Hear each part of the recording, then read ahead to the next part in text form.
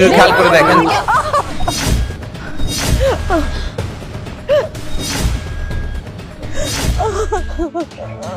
মা কি হয়েছে? কি আবার হবে? এই যে তোমার মা আমার একটা কথা শুনে না। তোমার মায়ের এই বয়সে শখ জেগেছে সে নাকি বিয়ে করবে, আরেকজনের বউ হবে, সংসার করবে। এই বয়সে তোমার মায়ের কিসের এত সংসার করার সাথ জায়গা? আমি তো সেটাই বুঝি না। যার কিনা ছেলে আছে, ছেলের বউ আছে, 2 দিন পরে সে দাদি হবে, সে কিভাবে এই চিন্তাটা করে আমি সেটাই তো বুঝতে পারি না। সূর্য ভাই, আপনি কিন্তু আমার বড় ভাইয়ের মতো।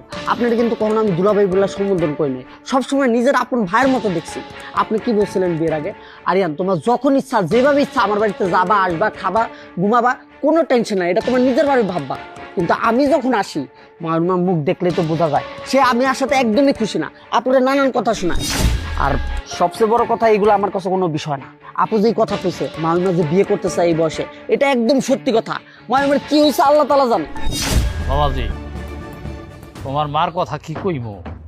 এই বাড়িতে আসার পর এই যে আমার মায়ের মুখে যা শুনতেছি আর তোমার মার কার্যকলাপ যা দেখতাছি, মোটেও ভালো না।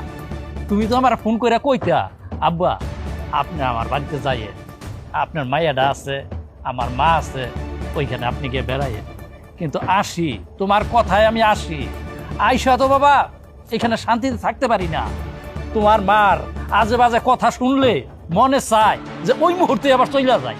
ভাইজান, আমি আপনার সত্যটা খুলা কইতেছি। এই যে ভাবি সাহেব দেখতেছেন, ভাবি সাহেবের বাপে ভাই আমার উপর অনেক অত্যাচার করে। আমার কাছে তো টেলিফোন নাই যে আমি আপনার ফোন করে কমু। জানেন ভাইজান, ভাবি জান না আমার ঠিক মতো বেতনও দেয় না।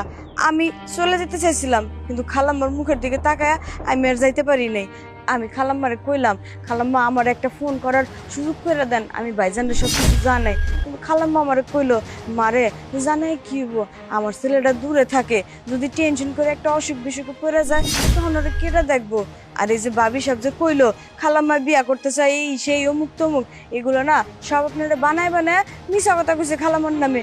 এই একদম মিথ্যা কথা বলার চেষ্টা করবি না। কি আমল তামল কথা বলছিস? সূর্য, বিশ্বাস করো, ও যা বলছে সম্পূর্ণ মিথ্যা কথা। ওরা যা বলছে মিথ্যে বলছে না, আর তুই যা বলছিস সব সত্যি।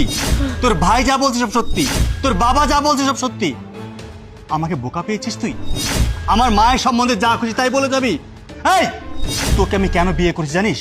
শুধু আমার মায়ের জন্য। আমি প্রবাস চলে যাব, আমি প্রবাস চলে যাব। আমার মাকে দেখে শুনে রাখার জন্য একজন মানুষ দরকার। আমার মা বলল, বাবারে আমি একটা সুন্দর ভালো মেয়ে পেয়েছি, এই মেয়েটাকে আমার বাড়ির বউ করতে চাই। আর আমি